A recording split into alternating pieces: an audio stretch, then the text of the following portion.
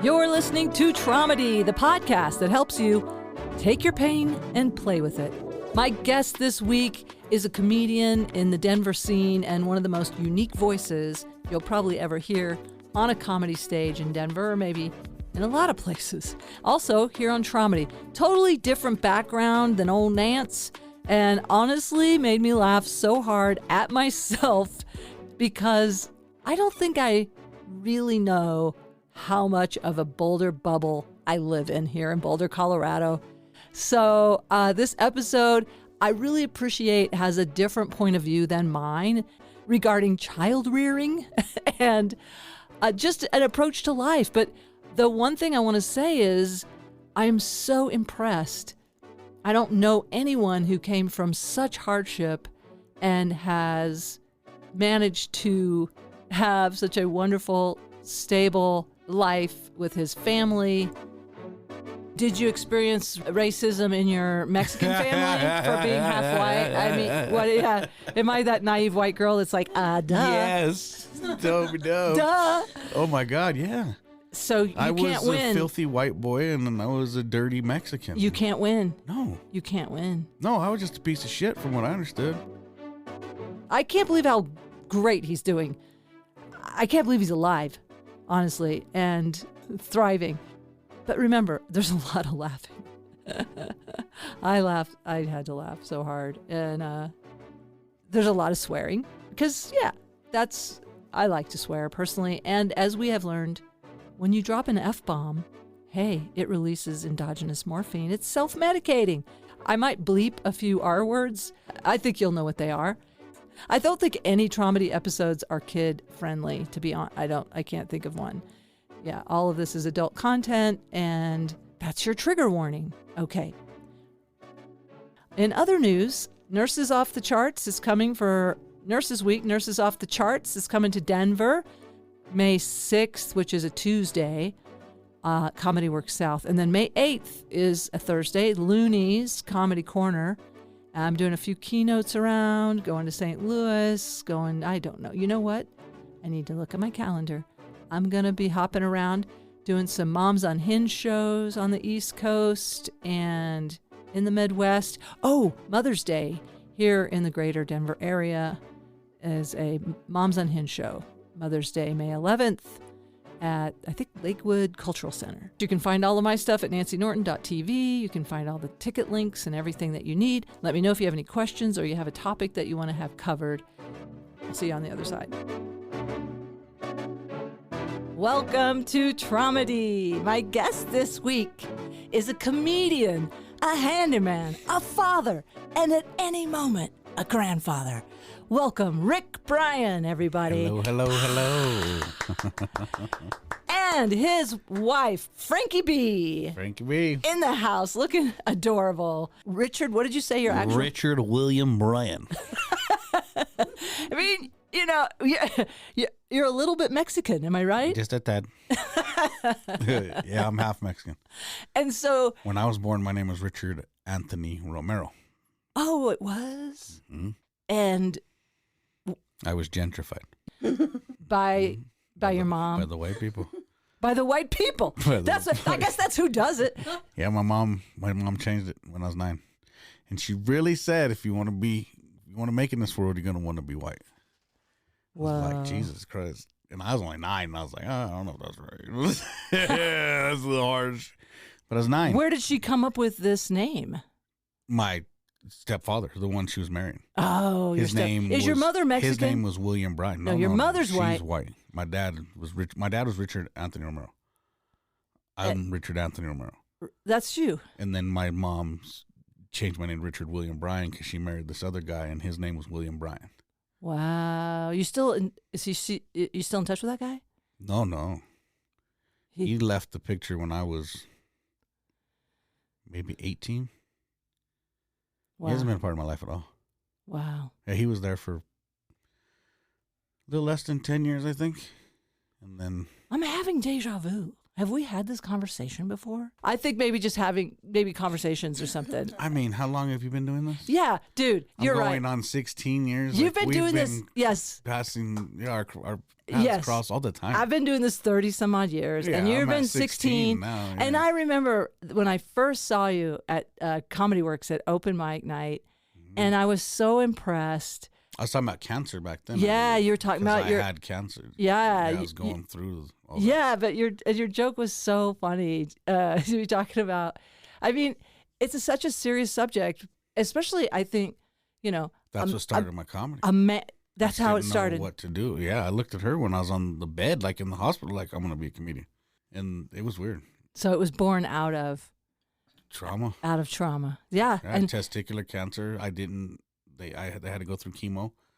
Like it was bad. Like and I got you had sick to have for a long time. A one removed. Testicle. Yeah. I was trying to think of what's it called.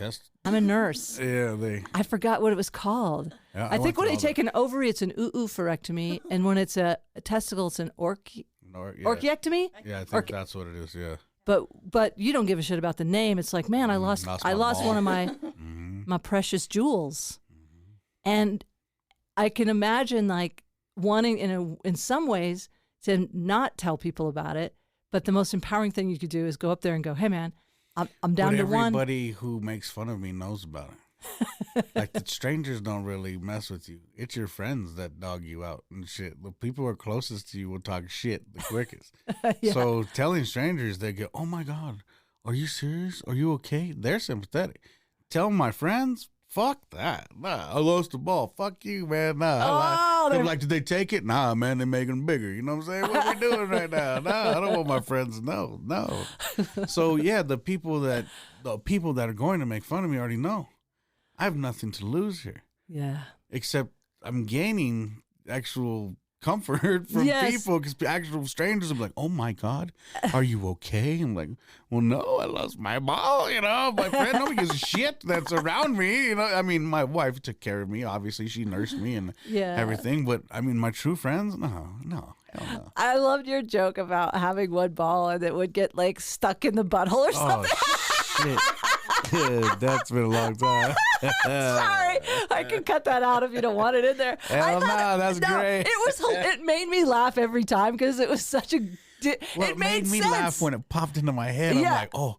Because it didn't happen. It's just obviously. Oh my God. It's just such a cartoon. I love that's part of the thing I try to talk about with trauma. You take your pain, play with it, turning it into a little cartoon. Fun. And then they even had like the sound effect. I think you made that little.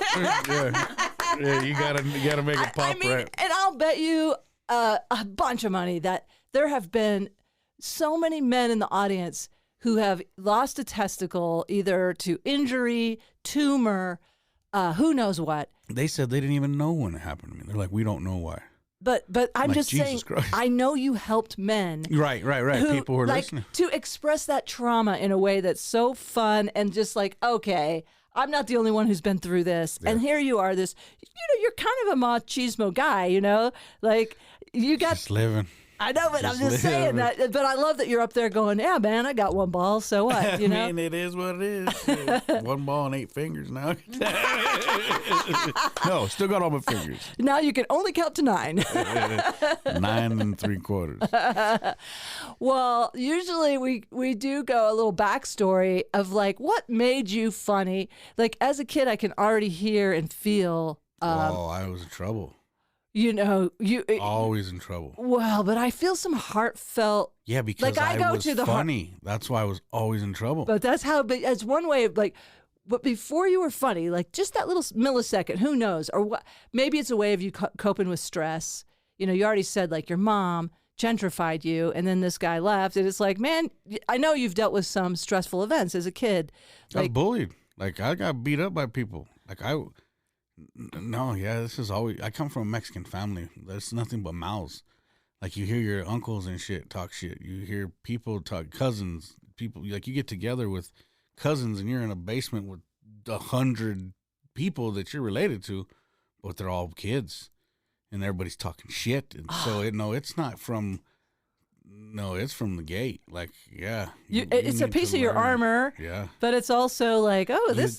You can't hit each other. Otherwise, you get in a lot of trouble. Okay, so. But I can smack the shit out you without ever touching you. Yeah. That's what yeah. So People that have was told your me, you're like, you're mean. I'm like, well, I was just joking. They're like, yeah, but no. I'm like, I know. I can be mean. Yeah. Well, and there's different words do hurt. Oh, yeah. And I definitely know how to use them.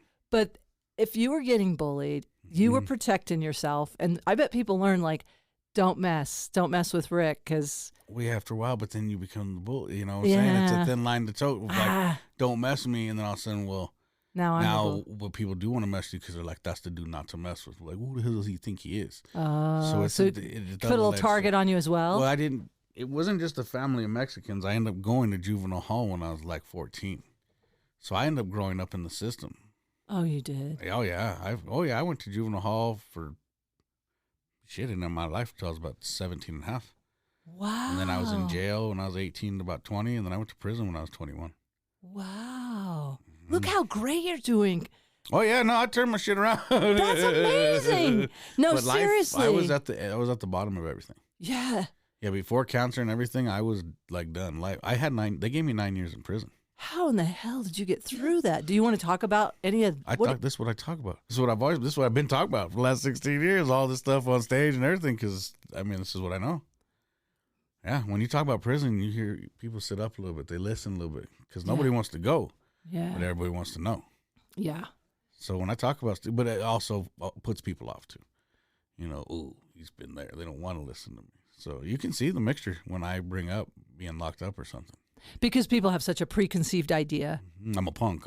You deserve.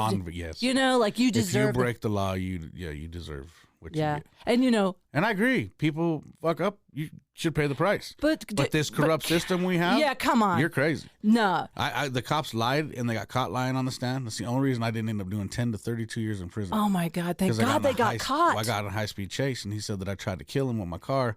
But when all the other officers, because he was humiliated. I was a kid, and I outran him in a 1978 Thunderbird. And when he got back to the station, whatever, they're calling him a bitch and a pussy and everything else because he got outran by a goddamn kid. So he took it out on you? He took it out on me. He lied. He went to the stand saying, oh, that's despicable. When we arrested him, he was fighting us. Then they brought in the arresting officer. They let him go out of the courtroom, brought in the arresting officer. They said, what happened? He repeated the same story that I did. He was on the ground, hands behind his head when we came down. So he lied. Otherwise, you might never met me. Isn't it just despicable to think about how many people are in prison because of corrupt cops? I met them. And you can definitely tell when a person really is innocent. Yeah. You break them.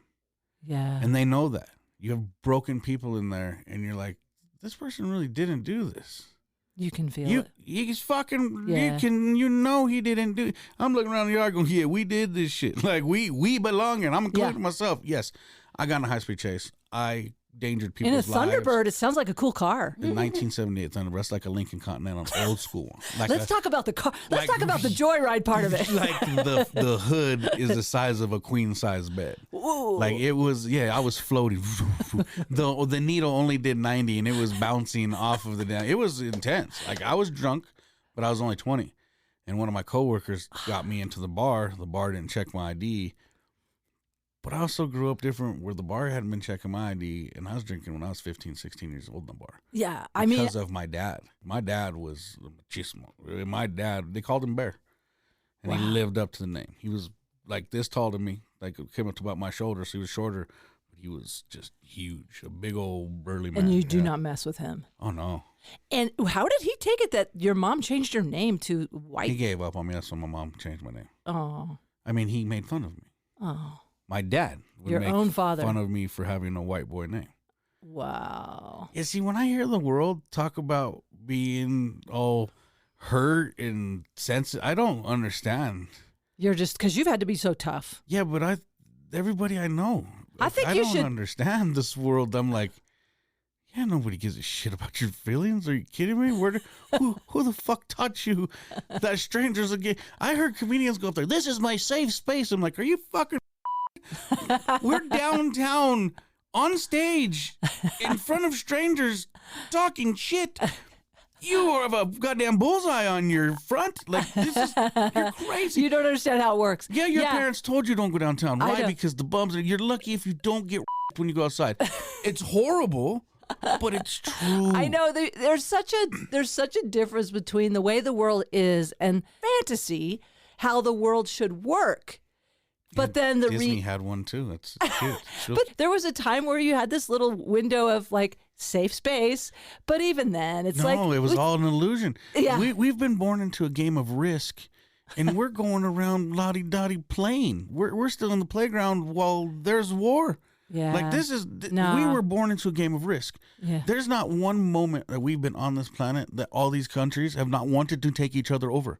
Yeah. We are born into war, and now we're playing make-believe. We're lucky we get to play make-believe. Yeah, you're right. But it's going so far to where the parents are going to come in and shut it all down again, and it's going to get real fucking serious around here. Yeah. And you know I'm right. No, I know you're right. That's what sucks. I know. I mean, it doesn't have to be abusive, but it is. Yeah. That's the problem. It doesn't have to be, but it is. But unfortunately, in our evolution, we have not transcended the power struggle. But even with evolution, there's never going to be equality. Yeah. Because you have never, ever experienced anything that I have. No, you're right. And like this crease you see in the middle of my face, yes, that ain't a beauty mark. You know what I'm saying? That's pissed off from decades. That's doing this for decades. Like, what do you want? What are you looking at? But you've had to be so tough. Because the world, I still believe in Santa Claus, and I was worried about getting in the butt. Like, what are we doing? Like, this is craziness. I was young. I was a child.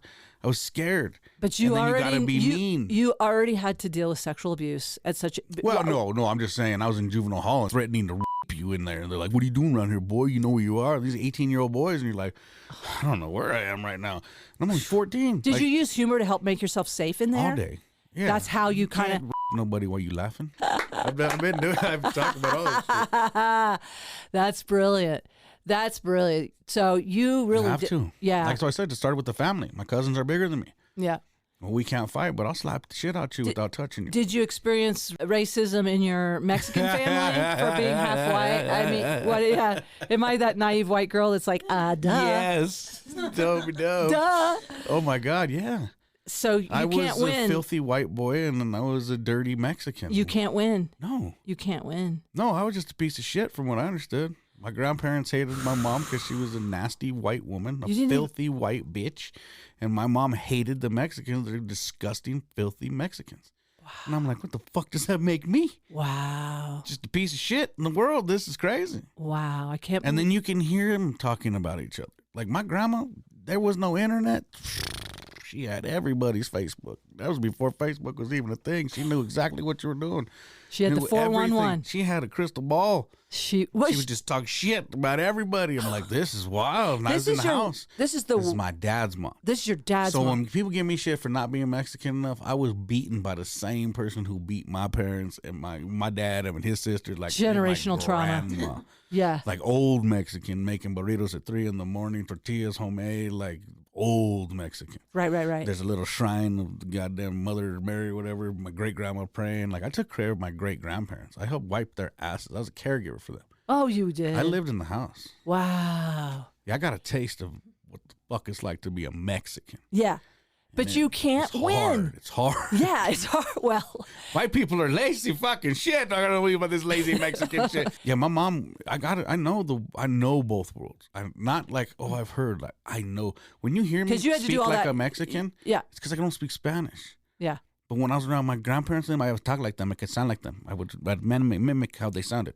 But do you feel it's authentic? It's not me doing a character. It's me being my Mexican me. But because you can do the code switching, I found when I got laughs, I'm like, they like that. Then you lean into it. You're damn right. Right. I mean, like I lean into my Ozarky stuff. Yeah, you've heard it. No, I hear you. It comes out because it's funny. Yeah, it comes out. I know. It's a little bit funny. Yeah, I gotta say, it is funny. No. If accents you can switch, are funnier. And I mean, but it is authentic. Still, it is a part of me. I grew up there, and if you start drinking with your Mexican buddies, híjole la chingada, and talking like this, no problem. No, I actually start speaking Spanish. I don't know what's going on. I can talk to my uncles and shit. I did 2 accents at the bar at 2 p.m, and you would have thought it was 2 a.m. how we were partying because I was making fun of this English dude and this Irish dude. and I was jumping between their accents and my Mexican accent. You have a keen ear to do accents. And they were like, what the fuck? This guy that was sitting with me, when they left, he goes, dude, both of those guys wanted to beat my ass for doing exactly what you did just now. And they loved you. I was like, yes, because you weren't funny. And that's it. And I find putting that accent on, definitely. If you can switch your voice, people lose their goddamn minds. Have you ever thought about, have you done any voiceover work? I want to. I don't know how we to get got to find you that gateway. I have a studio set up. Listen, I have microphones. All right, we're going to manifest this. Let's manifest this. I am, you know me, I'm here in Boulder. We're going to manifest with old Nance. But seriously, put it out to the loving universe. I've been. Please help me. It's time. I want to. I've always wanted to do this. When I saw Miss Doubtfire. You have a gift. I was a kid when Miss Doubtfire came out. Yeah. With Robin Williams and that scene where he's doing all the voices, I'm like, that's me. That's me. That's what I can do. And then when he couldn't get a job, I'm like, that's me. All right. If somebody if somebody's listening to this and you know a good voiceover agent, or you know somebody that needs a cartoon, I really want to. Yes, I've always wanted to do a cartoon. You should have a cartoon. I've always wanted to do that. All right, it's going to happen. Hell yes. Yeah. Bring it into the universe. I am big on co-creating with the loving universe. I will tell you. And it's a lot about feeling it. Okay, do you want to have a little manifesting lesson? I don't know. I'm married. Okay, so let's share. Hey, 20 years, happy anniversary. What are we doing 30 here? years earlier, I might have gone like, Bink, I'll go get the rum. No video. No. I haven't been doing crunches. What are we manifesting? Well, we're going to manifest. Yeah. You're going to be doing voiceovers. Your spirit is going to be just playing, having fun. That's what I've been working for 16 years. Okay, we're doing this. Yes. And just takes one connection. Okay, so what we do when we manifest, and this has worked for me, is you feel it, like what you're going to feel in your body. You've already got the equipment. Yeah. You can go right into your studio. You're doing these voices. You love it. You're playing these parts, and use the gifts that are given to you and have fun doing it and feel it in your body, what it's like to do it. And then you're done with your day. You're like, hey, Frankie, it went great. Let's have a cheers, Shit, yeah, I like that. Cheers. Okay, it's happening. It's happening. We're manifesting it. Man. Keep us posted. Hell yeah. Because what I want to do with Traumedy is I want to do updates every year or so, maybe every 2, whatever. If you have, if something's going on for you and you're like, hey, I've got some updates, let's do it. Oh, I hope so. Yeah, I love that. And then people are going to go back and listen to older episodes that are already out. And then when I hear I wonder what's going on with Rick Bryan these days. Wonder if he got that cartoon show that. Yes, he did. He did. Doing well. Things are happening. That's so cool. So you, I would love to do that. That is something that I want to. I've Googled it. I've tried to get into it, but everything's pay, submit, pay. Just I'm like, tell all your friends, and especially anyone in comedy, anyone that has anybody that's does projects. Mm-hmm. Just tell them, hey, this is a skill I have. Because somebody will know somebody. Yeah, somebody will know somebody. And then you create, maybe start playing with the recordings of it so you have little demo so you can show people. I was looking at ChatGPT and talking to them about how to do that. And they're like, here, would you like a demo? And then it gave me 3 different characters. And it's now do the different, and it get graspy voice, older voice. And ChatGPT is freaking me out. I was talking to another friend today and freaking you out. Yeah, it's freaking me out because. Did the internet freak you out? Yeah. I want the microwave. Did that blow your mind? I did, actually. My grandma was like, get that goddamn thing out of this. I am probably your grandmother's age. I really was like that. We had I remember when the microwave. I remember when we started microwave. I remember when the goddamn microwave came out. I was like, oh shit, that's crazy. Everybody getting one now. I heard about them big old things in them white people's houses. Now everybody got it. The ChatGPT is replacing therapists and everything. Everything. Mm-hmm. And I really am scared. I'm like, what? Have you heard not ChatGPT, but the AI that comes with the computers now? No. It's instant. It talks quick as we do. So I'm like, hey, what's going on? It's like, not much. Rick, how you doing today? I'm like, I'm doing good. How about you? Oh, I'm doing all right. You know, just sitting here waiting for you to see what you got going on. If you want to bounce some I'm like, what the fuck is happening? And right does it start having your own like vibe? Yeah, it has attitude because I've been talking and it answered me. I'm like, oh, did I piss you off? Nah, man, sorry. I didn't mean to sound like that. I'm like, this is crazy. Yeah, it sounds like, because you can give him its own voice. So I gave it more of a black voice. So he's like, yeah, what's up, Rick? How you doing today? I'm like, oh, this is fucking. And I asked him, I said, what are you for? And they're like, oh, you know, for whatever you want to do. I said, like, are you for lonely people? Is that why you were made? He's like, I mean, I guess you could say something like that, you know, but I'm just here for you and whatever ideas you have. I'm like, this is weird. And it's fast. It doesn't like, you don't talk and then it's not like boom, a robot processing. No, it's like me and you talking as fast as, like. It's probably faster than old Nance because it takes me a second. It's quick. Wow. It's scary. Okay. It is weird. All right, ChatGPT, help Rick then get his. Yeah, I've been talking to him already. Oh, everything. When I do something, she's like, hold on. I'm like, what do you, ChatGPT? She runs it by ChatGPT to see what it says. Make this smarter, make this better. How can this sound better? And it works. I know we went off in several tangents. Is that okay? Oh, this is yours. Yeah, mine. I mean, I'm just not on an agenda. It's not like I'm out here promoting a new movie or anything. I mean, we're just out here to get you that nice voiceover gig. Please. That's what we're gonna do. Yes, I would love for my grandkids to see their grandpa. And that's my grandpa's voice. Yeah, that's really a dream of mine. Like, I when know. I first I'm started feeling as that. a child, like Dana Carvey would get my attention. Really? Because he did, like, and Pee Wee Herman had my attention. Yeah. Because they were doing stuff for kids, but I knew, I'm like, there's something more with these dudes, man. Like, they're crazy. Like, what's going on here? And then I'd watch Saturday Night Live as a child. Like, into it. Like, up, watching it. Like, not getting everything. Definitely not getting all the jokes. But going, what's happening? Yeah. Why are all the adults allowed to play late at night? That's why I couldn't go to sleep. Everybody want to tell me to go to bed early. I'm like, fuck no. Y'all don't even know, man. Late night, these guys go crazy. Everybody starts partying. And then my dad would party. So I knew, I'm like, no, when kids go to sleep, that's when people get wild. Yeah. That's when everybody's having fun. The music's loud. Everybody's hollering. I knew, I'm like, there is a life out there. So when people are like, oh, you have fear of missing out? Yeah. Yeah, I was told to go to bed at 8 o'clock. That's too goddamn early. In the summertime, the sun's still up. Why do I got to go to bed? Because that's when the fun happens. Yeah. So I've always been the guy that, like, I want to be a part of the fun. Yeah. I want to be a part of the fun. And you are. And you're the guy that makes people laugh at the party. I've always been that guy without noticing it. And then when you were in juvie and when you were in prison, I was a party. You were the guy. People wanted to be around me. Yeah, that's the thing. And that's when the big guys were like, leave him alone. I'm like, don't worry about it, man. I got me. They're like, no, we got you. I'm like, I don't need nobody got me. But I was sitting there going, thank God. Somebody. Yeah, right. Thank God, because I was scared. Every time I'm like, what's up? I was terrified. I'm like, please don't hurt me. What's the worst thing that ever happened to you in prison? Or I got jumped. You got jumped to attacked. Gang member shit. Yeah. Trying to. What was the point of them jumping you, though? Like, why would they do that? To control you? What's up? I told her what's up. They came in, beat the shit out of me. Lights went out, and boom, boom, boom. My head hit tile. My head hit the toilet. Everything. It was crazy. What happened after that? Because you probably got concussions. I went to the nurse. And they took a nap. Went back and had to deal with everybody again. Yeah, it was never. Did it change you after that? Did you feel like you hated it more? When you walk into prison. You go into a cafeteria, you're going to... Everybody is not DEI. Everybody's included. You got your blacks, you got your Mexicans, you got your Jews, you got your Italians, you got your Asians, and you better go get your ass in the right spot or you will get hurt.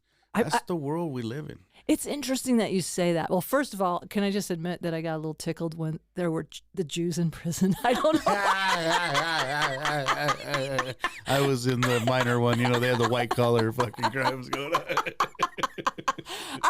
That's funny. I would definitely go sit with the Jews. I'm trying to name everything. Well, I hung out with the old people. Oh. So I play chess like a motherfucker. Oh, you do? Oh, I can play games and stuff. Shit. I am just getting into chess. I taught my kids how to play. I taught Frankee how to play. I heard that it's a big thing in prison to play chess. It is if you want to stay out of trouble. It's a good thing to do. If you want to go get Keep in your trouble, mind go busy. Play some basketball. And you will find a fight. Really? If you want to go with the old viejos and play the chess and checkers and Yeah, canasta or whatever else they got going And on. if so, that was safer too. And having kind of elders around Nobody you. wants to. Did it feel like having uncles around you and stuff? Did it kind of feel like that? Like, okay, I got my uncles with me now, or something? Or... No, I didn't trust those old fucks neither. What? Okay, you can't trust anybody. No, but I knew the old ones weren't going to try to hurt me because I'm physically more in shape than them.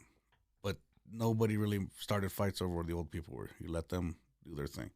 These dudes knew. They saw me playing. Oh, you scared? I'm like, I'm not scared. I'm smart. You guys in fights every other day. You've been locked up 3 times since I've been here. Fuck that. I am amazed that you came through all this and, kids have this little whimsical part of you retained. Like you isn't that cool, Frankee? Like, I mean, the fact, first of all, I know we were going to talk about this earlier, but I just want to go back to this thing with your fingers. I know you're shy. She's very shy. We have a microphone, but it's far away from her. I wanted her to be in the room because I just worked with Rick the other day, and he was quoting some things his wife had said around one of his traumas. Not that we have to get right into it, but yeah, that's why I wanted it's you. An elephant in the room. yeah, your hand is big old fingers. They look like Pee Wee Herman sized fingers, something like Carrot Top up in there. This is crazy. They do have that quality of like a clown cartoon fingers. Yeah, well, when they were white, I wanted my kids to get me their Mickey Mouse gloves to sort of look the same. I was gonna go up there. Oh, look what I did. And only have doesn't Mickey Mouse just have like 3 fingers? Yeah, well, I was gonna have one glove here and then just have the 2 fingers rocking over here. But then I went to the flesh colored ones, and when I was wearing the hat, I sort of felt like I looked more like Freddy Krueger up there. Oh man, yeah. So sorry you got that injury. I saw that on the Facebook. I'm just glad my fingers are still attached.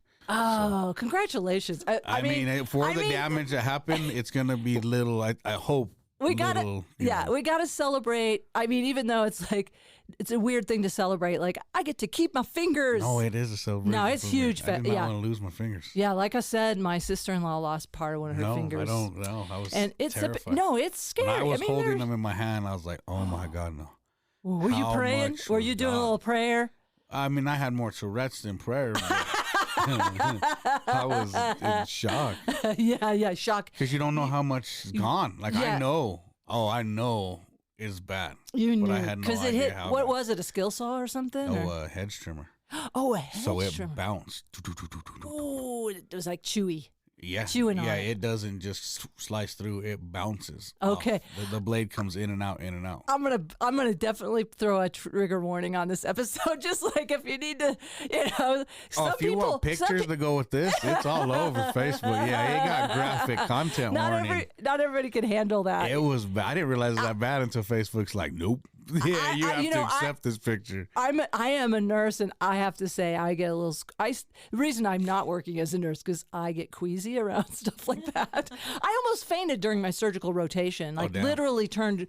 I could feel. I don't know. They told me I turned green, and I was starting to sweat. And the doctor made me go sit in the corner. He goes sit in the corner. I got sent to the corner of a surgical suite. What did you say, Frankee, about his finger? Like it was torn apart, and you were saying something about it. Yep. You lean into the mic, will you? This is Frankee B.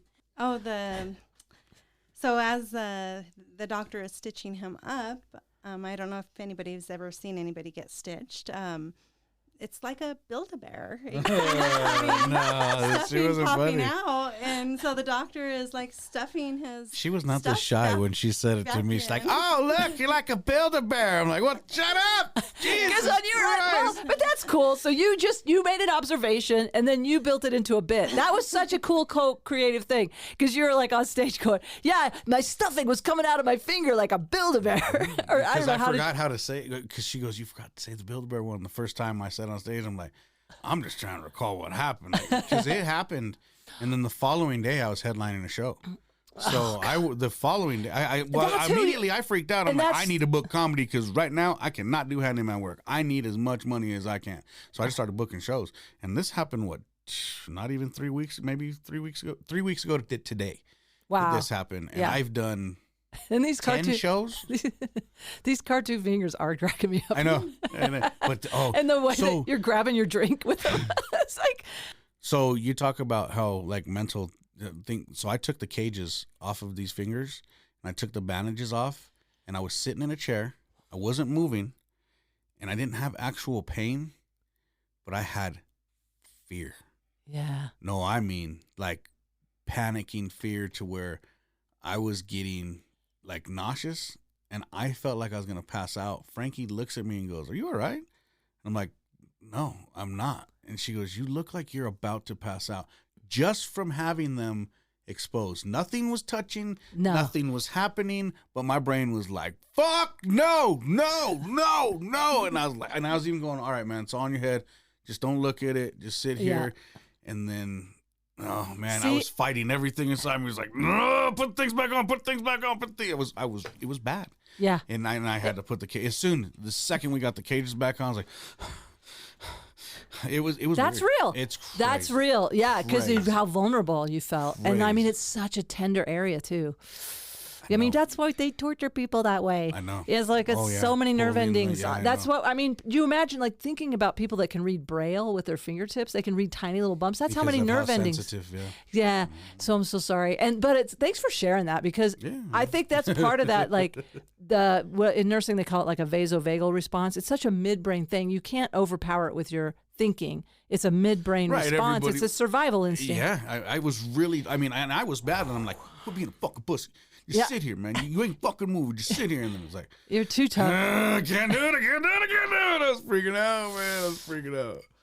But I cannot acknowledge enough how impressed I am with not only how well, like you're a family man, you're a handyman, you're a functional member of our society. Hell yeah. Who could easily. I've said that too about people who told me all my life is I'm not a functioning member of society. That's why they lock me up. I am more of a functioning member of society than any piece of shit who works in the system that locked me up. Yeah. I build for people. Hey, when I go to the pearly gates, I'm like, "What were you doing?" By day, I was building people's homes and I was improving their houses. By night, I was making them laugh. And in between, I was with my family. I think I'm doing all right. I think you are I too. think I'm doing all right. I think you are too. I don't want to go back. Yeah, you're never going back unless you get framed like I did. Oh hell no! You got framed? Yeah. What'd you get framed for?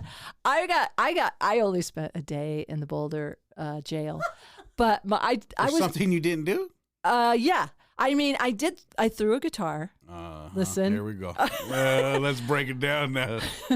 I did throw the guitar, but my ex. So you assaulted somebody with a weapon? No, yeah, I threw it. No, I threw it. So if I throw a guitar, it's first degree assault with a weapon. So go ahead. Now let's listen to what happened with the white lady. I did get 2 years probation for that. I was partnered with a sociopath. Like my son thinks she was a psychopath. Okay. And so I built this house for her in the mountains. Oh, nice. And I gave up my home in Boulder that I had bought years ago. Anyway, blah, blah, blah. Why? You don't need. Anyway, point is, she framed me with the police. This is Traumedy with Nance and Rick.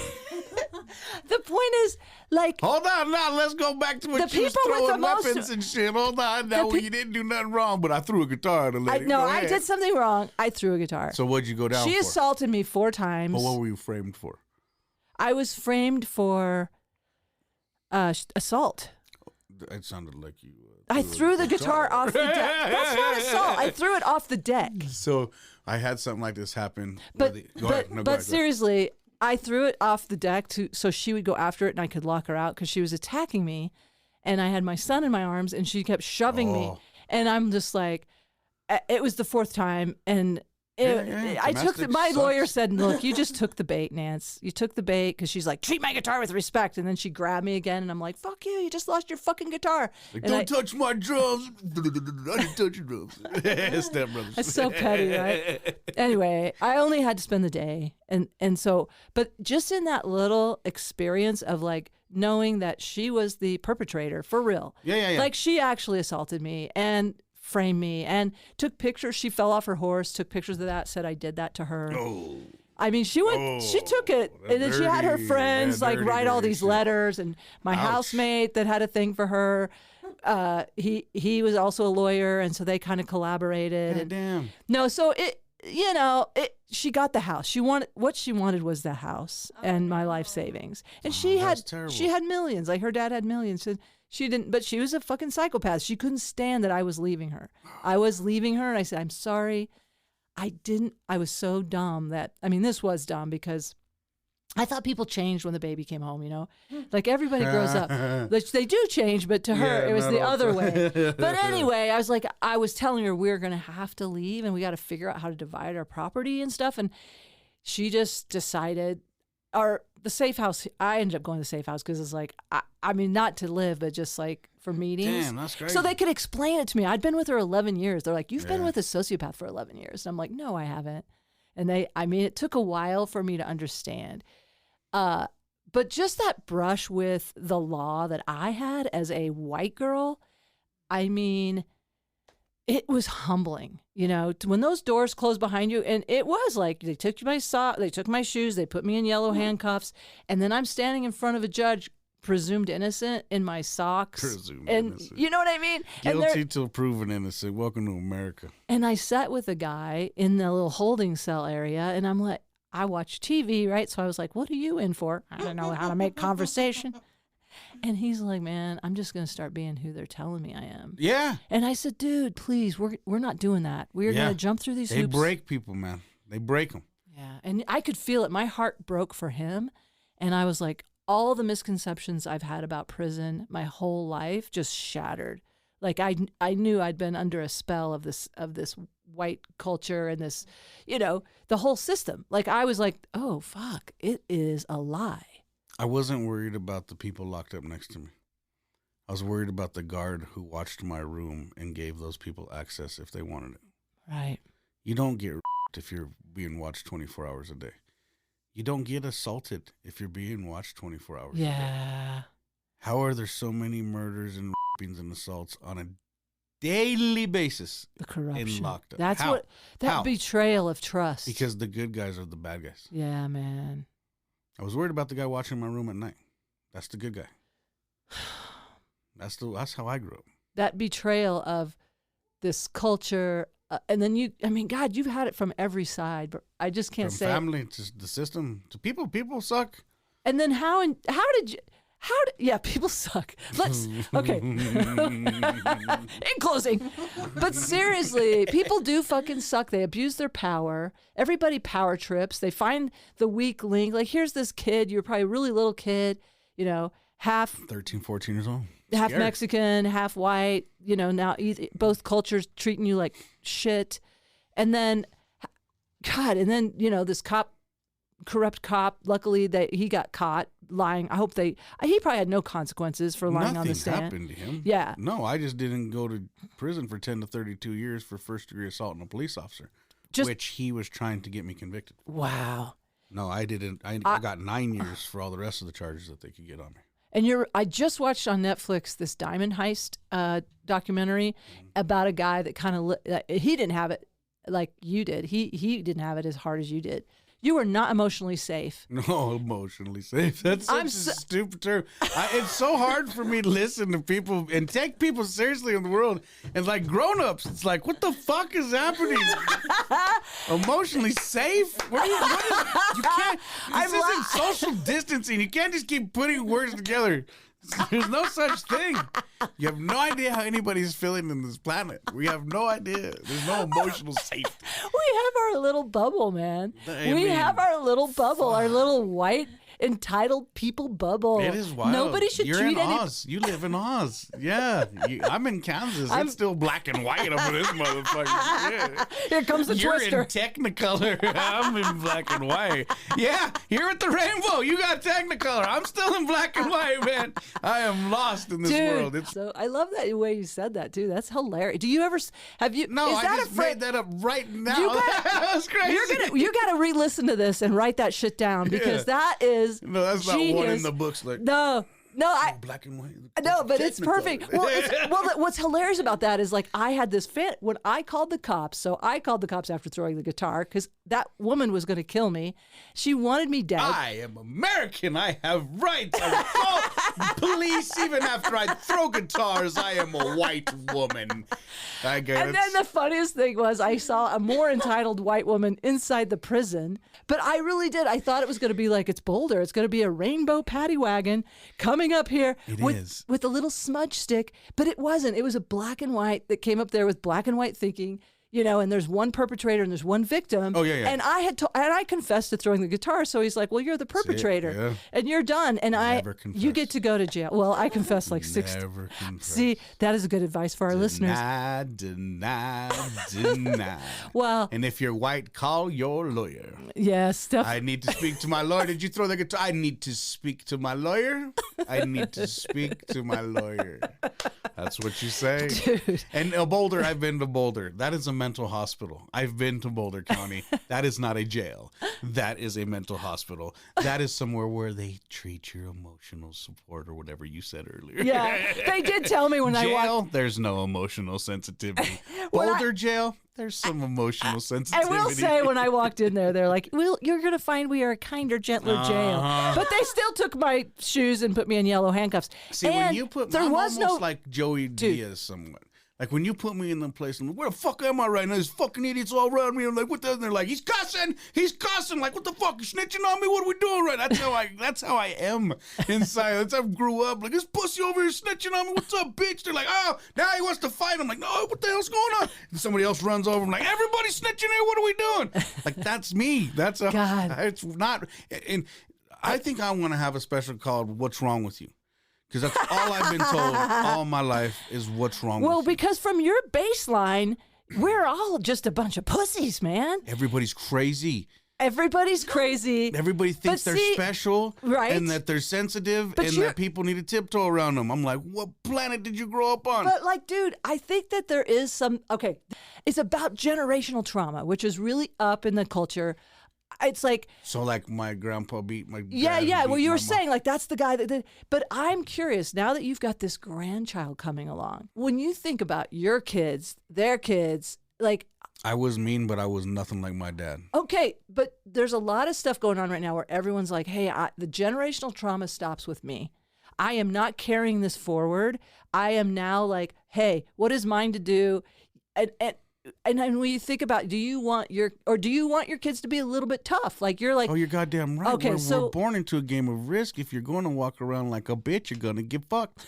You can't be a pussy out here. You have to be. You stand on your own. I don't care if it's my daughter, my son, whoever. You have to stand on your own 2 feet. If you can't stand on your own 2 feet, you're gonna be on your ass. You're gonna be put on your back. Can I send my son to live with you for just a little while? You wouldn't handle it. So service would come get me. You know what I'm saying? They don't do it no more. You can't talk to me. My dad was so mean to me. Like, he didn't want a child. He wanted a buddy, a drinking buddy. He had me drinking like a 6-pack a day to 12-pack at 15. Oh, wow. And then calling me a bitch or a pussy if I couldn't do it. Like, and I knew this was wrong. I know that's wrong. I never treated my kids like that. My dad was smoking cocaine with me at 17 years old. When your dad opens up the floodgates of Pandora's box, who the fuck is going to close them? Yeah. I'm looking at the law going, my dad lets me do it. Are you stupid? And I should be able to say, hey, my dad does this. This is how that's how people are raised. Well, my dad lets me do that. My dad lets me do it. He's not a good father. He's not a good father. Is he out of the picture now? He died at 50. I'm going to be 47 this year. And he died at 50? 50 years old from alcoholism. Wow. And so from partying. Yeah. And so you broke that cycle. Oh, you damn right. I'm in better health than him, and I'm making sure. Like, I just got my blood checked for diabetes. Like, I have no problems. Yeah, I drink water, so I don't have those goddamn problems. And then you've got Frankee, who I mean, look at that, man. I can't get all the. She's got all this access to what is that? Arbonne. Arbonne. They should be a sponsor of the podcast. Oh yeah, no, Arbonne works. Do you want to be a sponsor? Look, I'm not all for selling. I don't give a shit about. I'm not peddling nothing up here, but I know that she's been using Arbonne for 10 years at least. Wow, she's gorgeous. I can't even get all fat and nasty over here. Look what I got over here. She's gonna leave me. I can't. Fuck that. I gotta look good. I don't think I gotta look good. I used to weigh 230 pounds. What? Yeah, she was big when we got together. Really? Mm-hmm. Do you miss some of that weight? She good where it counts. She kept them plump areas. Yeah. No, it was wild to watch because I didn't see it as much. I didn't see it as much. Like when I look back at pictures, I'm like, oh shit, I didn't realize. Well, her beauty probably transcended. I've always just saw. You just saw the beauty. The beautiful, yeah. And her spirit. I mean, come on. No, I really did. I've always. How did you guys? Okay. Go ahead, baby. All right. So did we button up the generational trauma? You're helping him break the generational trauma because like those are your kids too. You have some say in the parenting. Well, wait. When you say generational trauma, what are you saying? Well, I'm saying like the guy was horrible to you. He treated you like you should be his friend. He was an immature man. Yeah, I didn't have a dad. He didn't have a dad. You didn't have a dad. No, And he didn't. My he dad didn't have a dad. My dad had traditional Mexican parents. Oh. No, they had 16 kids. My grandfather He's worked one of 16? yeah, every day of his life, my grandfather worked. My grandfather was an honorable man. Oh. So then that's why I asked, what do you say about Okay, generational trauma? Because my grandpa beat the shit out of his kids, but he did not cuss. He did not drink. He did not belittle them. No, my But grandpa was an when did he beat them? honorable man. But when they fucked up, when they were beating the shit out of each other, and he came home from 20 hours of work, and the goddamn house wasn't clean, he beat the shit out of whoever was supposed to clean the house, whoever beat the shit out of each other, whoever messed up that day. Like, I got my ass whooped by my grandparents, but I was only when I fucked up.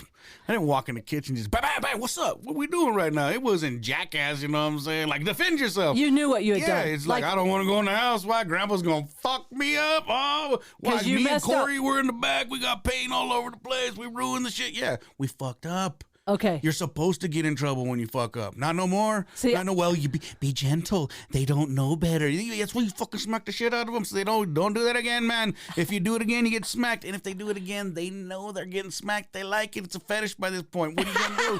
Nah, man, these people are crazy. A fetish. You put somebody in timeout.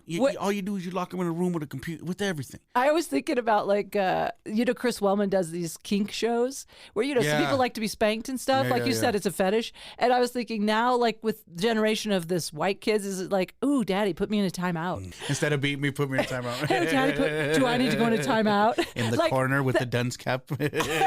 so not a turn on. Okay. But no, what I was talking about was like, well. So it wasn't but like my grandpa and them. But there's like, you're saying he's an honorable man. Yeah, my grandpa was. But then He gave me somebody to look up to because my uncles and my dad were not people to look up to. Oh, well, one of my like, uncles is, out of the 16, I look up to two. Well, the one that went to prison I sort of look up to too because he did 9 years in prison and he came out a beast of a man. Really? Yeah. Like like every prison movie you've ever seen, the Vato Loco come out, yeah, oh yeah. And you think that experience was better for him that he went in for those 9 years? He was an animal. Oh. No, he was, yeah. Okay. They either put him in prison or put him down. Like, yeah, But did the system like help him in some way? No, I'm just saying when he came out, you said you had respect for him. Yeah, because he made it through. The system helped him. Where do you know the system helped? That's crazy. I don't know anybody. No, I you're thought right. That's what you were saying. Well, I thought you said he came out and he was like. I just said I had respect for him because. Respect. Okay. Because he lived the life that he went through what I was going through. Okay. Like when I went to prison, he looked at me. He goes, "Oh no." And I was like, what? He goes, you ain't gonna make it. I was like, don't fucking talk to me like that, dude. He goes, I'm sorry, man. He goes, you ain't gonna make it. Look at how little you are. I was like, I've been living this life. And when I came out, he's like, son bitch, look at you. Come back through. I was like, I told you, I know what I'm doing. He's like, and he looked at me like, you're lucky. Yeah. Because he knows. He was stabbed. Somebody bit off half of his nose and shit. Like, oh yeah, he was. Wow. Yeah, Uncle Albert, man. Wow. So I come from what the movies are. What people watching these movies, and I come from this shit. I know, but your kids are doing well. Like, yeah, they didn't experience. But you're not treating them. You are the adult. You know, you are like, and you're doing the adulting. And that's where this parenting comes in, and the emotional shit. I'm like, go back to parenting. Enough of this emotional shit. Yeah, take charge. There needs to be a foot in the ass. I know. There needs to be a stand with people because people will manipulate the shit out of anybody they can. My son does take full advantage of me. Let's just be honest. Yeah, because he can't. And that's on me. It's like you're hoping for something better. The little fucker ain't gonna get better unless you put your foot in his ass. Yeah. Because he knows he can take advantage of you. Second, he knows he can't take advantage anymore. He got to reevaluate situation. And go, well, do I want to still be around her, even though I can't take advantage of her? Right. Do I want to? We'll see how long he lives in that basement, won't we? Yeah, I say, does he want to give you the respect, or does he want to say fuck you forever? It's his choice. Yeah. But you bending over backwards is only going to make it easier for him to say, I'll fucking do what I want. You're not wrong. You're not wrong. Same with me and her. Yeah. If she pisses me off and I never say nothing, it's not healthy. If I'm pissing her off and she's not saying nothing to me, it's not healthy. Y'all put up with each other's shit. You got to. No, it's everybody true, goes though. through it. No, if you think you're alone, you're crazy. She's like, but this I gotta is good. stop it. He's talking about beating the kids. He's actually committing double down. But I really get that we're coming from different places, man. But we're not. We're living in the same fucked up place. We're just coming from two different angles. Well, and that is a good point. here's my sense about it is if you're in a survival, I feel like you had to come up in such a survival instinct way that what is wise for you may not be wise for me. Do you know what I'm saying? I finally got that figured out. Like wisdom is not universal. It is if you're put in the positions I was. Okay, that's right. Because I can be put in the positions that you were, and I'm fine. But if you're put in the positions that I was, you're not fine. Yeah, you're right. You're absolutely. But I am prepared. I don't have the survival instincts that you have. Right. Although my dad did, he lost his dad when he was 7. He had to feed his family at 8 with a 22 and a fishing pole. I mean, I talk about. He knows. He knows, and he taught us all. There's no emotional support for him. Nobody gave a fuck about his feelings. Not at all. There was no time to cry about including anything. himself. He was like, I was like, Dad, how did you cope with that? He goes, you don't. When these came off, I didn't start crying. I didn't hit the ground and crawl into a fetal position. Yeah. There's no fucking time for that. Right. I got to man up, grab these sons of bitches, get to fucking hospital. I even say that on stage. I'm like, at what age do you dry up? Because there was not a tear that fell down. It was just threats. Fuck, yeah, fuck. That was it. Do you know when you say, did I already share this? When you drop an F-bomb, when you say fuck, it actually releases endogenous. Endorphins and stuff. Yeah. Did I already share that? Okay. Mm-hmm. I mean, I knew that. Yeah. Fuck. I'm like a chicken like Phil Paus, I'll say. So I think that meeting Frankee, obviously, I'm guessing, changed your life. But what happened? How did you guys together with Frankee changed my life? Tell me. Meeting Frankee, there was no change for me. Okay. That's why I told her she could say something. There's change for her. Well, I've known him since I was 12 years old. What? And he's an old man, so he's 5 years Yeah, older you little than shit. I am. He's what? I'm 5 years older than her. Okay. Yes. So he was out of my league at that time. So you were just a kid. I was just a kid. What is it at family? You're not related, are you? My cousin's with her older sister. Your cousin is with her older sister. Yeah, they have kids. Oh. Yeah. Okay, so during you're family functions. So you would be at family functions, but you're not related. Yeah. I mean, this is not the Ozarks. But no, hold on though. It does get close because she has our oldest son is from a previous marriage. Our youngest children are from my previous marriage. So when we go over to her sister's house, my kids are their second cousins. Her kid are their first cousins. Whoa, I got to get charts and graphs. So it does get close. It does get close to something weird, but there's nothing there that's weird, but it does get close to something weird there because the oldest child is the first cousin, but the second two are second cousins. But there's no, because her sister and my cousin have their kids, so her son and her sister's kids are first cousins. Oh, okay. But my kids are second cousins with them because it's my cousin. Okay. So it's coming close to some Ozark shit there, but it's not there. It's like that song, I'm my own grandpa. I know, that's what I said. It's coming close. It's coming close, but there's nothing. So when did you recognize? So being 12 years old, he would be in the room, and just like he is now, the life of the party, I just had my eye on him, and I didn't do anything. Time went by. He stood in jail for some time and then came out. Well, I'm 17. She's 12, so there's no... Yeah, there's no recognition. There's no back and forth. I don't see her until she's in the club. Right. Okay. At 21 years old. That's when I start seeing her. Yeah. After he went through his stuff, then we saw each other when I was in the club at... Yeah, after I got out of prison. Yeah. Well, I mean, yeah, it was after I got out of prison. So you were literally at the club. Dance club. Yeah, so she's old enough. Frankee, I was like, oh shit, Frankee old enough to be in the club. Yeah. So now I can see her. Yeah. I never saw her before at all. And then in the club I started seeing her, and there was a couple little functions, and and then you guys start dating and your lives changed. We just blended. We just came together, and and it helped to have kind of some of that familial, like family background. Maybe you knew each other already, kind of. Well, we knew each other, but our families don't necessarily like each other, so we're just doing our own thing. We're on our own. Yeah. You're like, we got this. How long have you been married? We're gonna be 20 years. We've been together for 20 years this June. Aw, wow, that's beautiful, man. I'm so impressed with you, Rick, coming through all that, and then here you've had a successful marriage, family, comedy. It's I gotta tell you, man, You've come, I mean, of anybody I know, I don't know anyone like you. I don't know anyone like you that's come from that level of hardship and to this level of stability, that you have in your life. It's hard to be hateful and spread joy. Yeah. Because I'm very hateful. I have a lot of hate for a lot of things in the world, but I go out and spread joy. And I try to make fun of it. Everything I'm hating, I try to make fun of. I made fun of the high-speed chase. I made fun of my cancer. Yeah. I made fun of these. I've been talking about these fucking fingers for 3 weeks. I've 10 shows in 3 weeks. I've talked about the goddamn fingers every time. Like, that's your traumedy. That's it. I'm just talking about what I know. I mean, that's how you cope. It's as easy as, that's all I do at parties. I'm not going to a party and be like, hey, man, did you hear the one about the bartender that goes out? That's not, you ain't never heard me. My daughter looks at me and she goes, tell me a joke. Yeah. And I was like, I don't do that. And she goes, what are you doing? How are you a comedian if I don't you know don't any jokes? tell jokes? I I'm can't the say same. it, but you can't.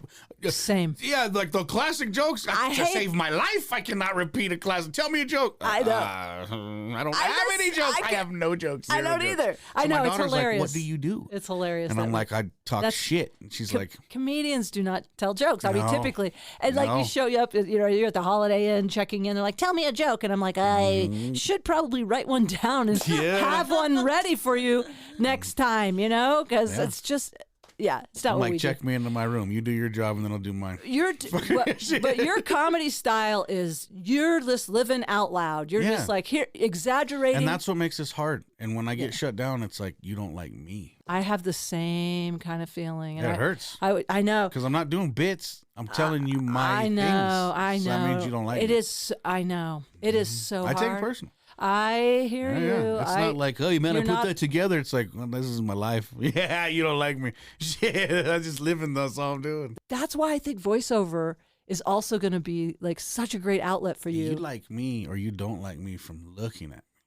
Before I even open my mouth, you have one of these things is not like the other. Yeah. Nobody's looking like me out there on a daily basis. Right. Even when I'm just wearing my nugget stuff and whatever, I still am standing out from the rest of the people that are totally. on these You got showcases and shit. especially like when you're talking about how we look nice and thought we were going to be on video, this has nothing to do with video here. you guys look so nice. We just like to look nice. Yeah. Like when I'm during the all day today, I've been doing plumbing and stuff. Like I'm dirty. I'm dirty all day. I'm in clothes where I'm crawling around on the ground and shit. You always look so nice at a gig. Because I'm always dirty. I don't want to be dirty. I But want to also, be clean and I nice. also feel My like daughter told me, you're on stage, Daddy. The people are looking at you. You need to look good. yeah, It came from a child's mouth. And that's when I started wearing them goddamn hats. And she started buying the hats for me. And we are on stage. And half of us look like bums. Yeah, I try not to. I really do. I like. I know, I've a lot gone on stage in my work clothes, and I hate every fucking moment of it. I'm like, I do not like the way I look right now. This is stupid. I didn't have time to go home. Yeah. And it's only been a couple of times, like for an open mic or something, when I was hustling trying to get out there. But every showcase, no. If I'm a headliner or a feature, I'm just you look nice. Yeah. You always look nice. But I started feeling like I was looking too nice for some of these shithole bars that we perform Well- at. And then people would look at me like, who the fuck does this guy think he is? Yeah. So then now it's off-putting, and like, because you have to open the door.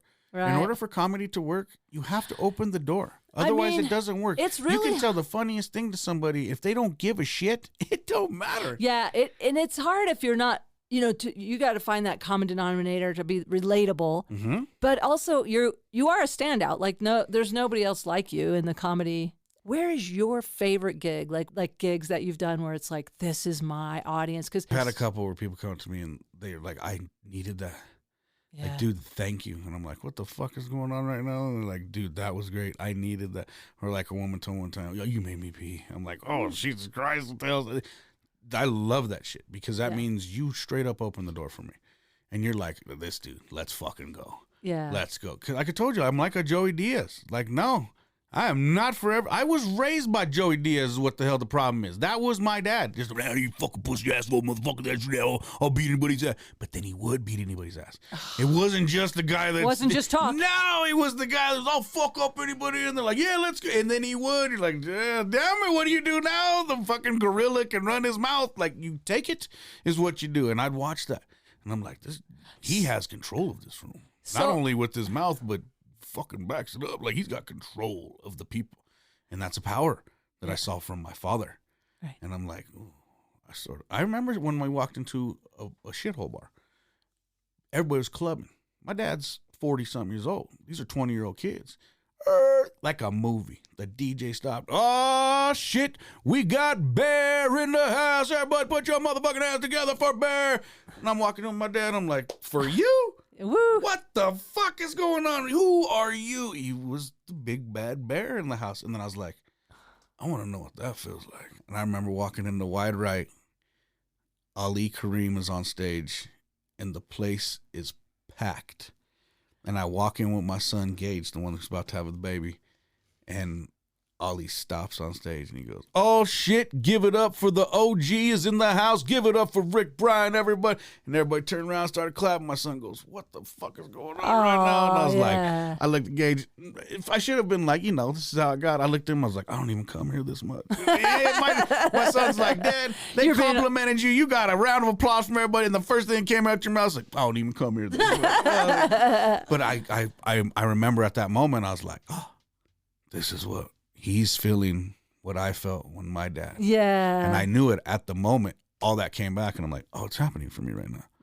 Right now. So that was a kind of magical moment. But I did it out of fun, out of comedy. Yeah. Not by beating everybody's ass. Not by people being intimidated by me, but people having respect for me because I'm funny. And that is breaking generational trauma. Boom, I like that. Boom. There you go, see? This was amazing. Thank you, Rick Bryan, for taking the time You're to welcome. come We've talk known to me. each other for so long. I'm glad I could sit I down know, with you. it's so fun to hear these. I always think about this, like, in my old age, when I'm older, I'm already old, but when I'm even older, I'll be listening to these conversations. I think it's such a treat to get to know people on a deeper level. I know we've had a few conversations around, but this is nice to get to know you this way. That's what people do need to do because, I mean, even the people who haven't experienced trauma and shit, I get why they're snowflakes, why they're all, I get it. Yeah. But you ain't never, ever going to get what you want because there are people like me out here. There are people that have no parents that give no fucks about them. Yeah. And you can't be mad at them because they're looking at the world through red-tinted glasses. But you are because they're angry. Yeah. But then it's unfair. The people who want to make everything right need to get rid of all of these negative people. But that ain't the call neither because those negative people were treated negatively. Something fucking happened. Something happened. And they can't get over it. Yeah. Now, you want to treat everybody like shit? You're going to get treated like shit. But you can't expect it all to be roses. Yeah. Out there, people, don't be dumb. In closing, where can people find you if they want to reach out to you? They've got a voiceover job for you. Rick Bryan Comedy. Put a .com, go to Facebook, anything, Rick Bryan Comedy. How do you spell it? RickBryan. Correct. RickBryanComedy.com. Every platform, I try to make it simple. Just Rick Bryan Comedy. So that way when you type it into Google, it automatically pops. All right. I can't wait to hear about your new voiceover career. I appreciate you, Nancy. Thank you, Rick Bryan. And thank you, Frankee B, for being here. My love. And keep us posted on the new grandbaby. Oh, yeah. No problem. I think we just got a text. I want to thank my guest, Rick Bryan. Find him on Rick Bryan Comedy, everything, everywhere. And also, congratulations to Rick and Frankee, brand new grandparents. Beautiful baby. And if anybody has any leads on some fun voiceover work for Rick, he does a lot of different accents, fun characters, cartoon sounds. So if you got any leads for Rick, let's help him out. And also, come out to Nurses Off the Charts. You can find all of my stuff at nancynorton.tv. You can find all the ticket links and everything that you need. Let me know if you have any questions or you have a topic that you want to have covered. And again, I want to thank my son for playing the music loop here on Traumedy. And I want to thank you, the listener, for listening and witnessing this, being co-healers on this journey. Let's continue doing this. I'll keep working on uploading an episode every Tuesday. It's Traumedy Tuesday. No matter what, keep laughing.